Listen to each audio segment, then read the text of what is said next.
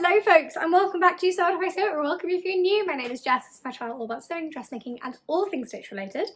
And you are joining me on a very, very hot day. I think it's 31 currently, considering it was about 19 last week. This is a welcome change, but a very sudden one.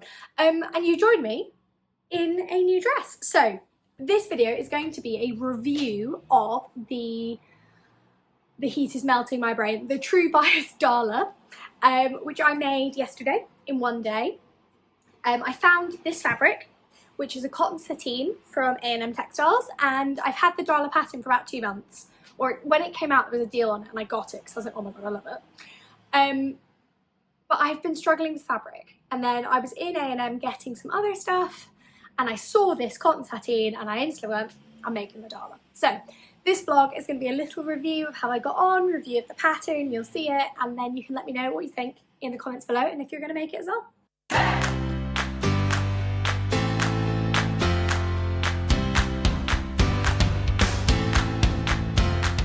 So there are technically 4 views, but I would argue 6 because there's 4 views and then 2 lengths of every view. So actually maybe that's more, maybe that's 8. It's a really versatile pattern. So if you've not seen the True Bias Darla before, you're going to see it in a minute. But here's the line drawing so you can see all the views. I will list to this side. Now size wise, it runs from a size 0 to a size 18, I think. It's True Bias. So the one I have is 0 to 18, but I'm pretty sure it does go all the way up. So it goes from a 0 to an 18. Again, I'll put the size cups here. It's drafted. I cannot explain how happy I am about this. It's drafted for a C cup, which is brilliant. So a dressmaking C cup, because as you can see, it's a fitted bodice, and particularly on view B, we'll talk about this more in a minute, it's tie back. So what you don't want is it drafted for a B cup, because realistically, when we're going strapless, basically a B cup doesn't fit that many people. A C cup is a bit more all-encompassing, which I like. It's not quite what I need, but it's good enough. So the 0 starts from a bust of 32 and a waist of 26, and the 18 is a bust of 44.5 and a waist of 38.5. Now, that's the measurements, but the finished measurements are a bust, minimum bust of 33 and 27 on a waist, up to a 45.5 bust and a 39.5 waist. When I've googled it, just because I have the 0 to 18, I wondered if there was a larger pack. I can't see one, but I will link below if there is a larger size pack. Hello folks, Jess from the editing suite here. So as you see in this clip, I was a little bit confused by the size bracket. It's because there is a whole separate pattern file that runs from a size 14 to a size 32, and I've included the sizes here because that's not what I have in the one I bought. So just as a thing to be aware of, it does exist in a higher size bracket. However, you do have to buy them separately. You don't get everything in one go. So just throwing that one out there. In terms of views, you have fitted bust with a zip down the back in either jumpsuit, playsuit, maxi dress or mini dress. And then you have this, so fitted bust with a tie back in mini dress, maxi dress, jumpsuit or playsuit. So that's sort of the options you have. I made a size 4 quite deliberately because it is a 31 upper bust, a 34 bust, a 28 waist and a 36 hip. And I did that knowing full well I'd just make the waist smaller because it's got an elasticated back, which you will see more when I stand up and show you the dress. So that means the finished measurements for my size were 35 bust, 29 waist, again pulled that in, and it's a really loose hip, so 46.5. Okay folks, so here we are. I'm doing the review in the bedroom because it's really, really hot, but the curtains closing here, but there's still enough light, so that's my plan. So this is the True Bias Darla. This is the size 4. I chose the size 4 because it felt like it'd be the best for my bust. Now you can't really wear a bra with this. I tried a sticky bra and it's just a really weird shape. So I'm going braless, but it's double lined and my fabric's dark, so I feel okay about that. I love the back, so I'm going to bend down so you can see the back. It ties together, so you cross over the straps, tie it through. Nice double bow to make it secure. Then it's got this elastic channel chasing here. Casey, can't speak today. So what I did, because the waist size felt like it would be a bit big for me, is that I shortened the amount of elastic in here so that it pulled in a bit more, and then obviously the front's gathered, and then it's a dart straps. I've put the straps in slightly the wrong place. They should be about there. And it's really difficult because I don't often wear things that are braless. There is a good amount of support in the back, but there's no underneath support, so I would just bear that in mind if you're making it. This is the miniskirt version, so it's view B with the miniskirt. B is the strappy back and the long skirt, well, multi-length skirt. And I love it, actually. It was incredibly quick sews. One bit I did on autopilot that I did wrong. So at the back, you're meant to sew the front as one piece and the back as one piece. And then you like stitch them together up the sides, which I didn't do because I just blanked, honestly, while I was sewing it. So my joins here are a bit awkward, but otherwise, that would have been solved by me reading the instructions. I'm going to talk to you a little bit more about the making process, instructions and stuff, but this is the dress. I'm wearing it out today as well, so I'm all dressed up in it. We're going to London Zoo for a late, which is going to be really fun. So potentially a 2 might have been better, because if you pull it any tighter you lose this nice detailing at the back.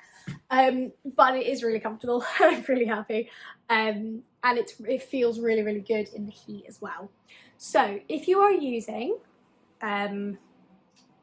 what would this be, 60-inch wide fabric, I think. You don't need more than 2 meters for the bottom sort of 4 sizes. So I actually bought 2 meters. I probably used, this is what I have left over. I'm going to start doing this more, show you guys the fabric I have left, if it's in one piece and liftable. What's that? Here we go. I reckon I've got about 1 meter left. So I really did not need all of the extra the pattern said I would. Again, as predicted, because it's a mini skirt and a small top, I didn't think I would. The only place I needed the length of the fabric really was these straps, because they're incredibly long, which is great, and I love that, and I think they were really easy to make.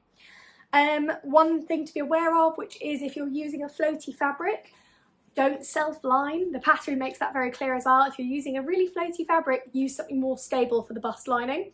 You will thank me later for that one, because you need the support and the coverage. But also it just doesn't work very well with the sort of very thin, like you need a bit of bulk here just for the drafting and the sort of, also to put up with the strain of the straps as well.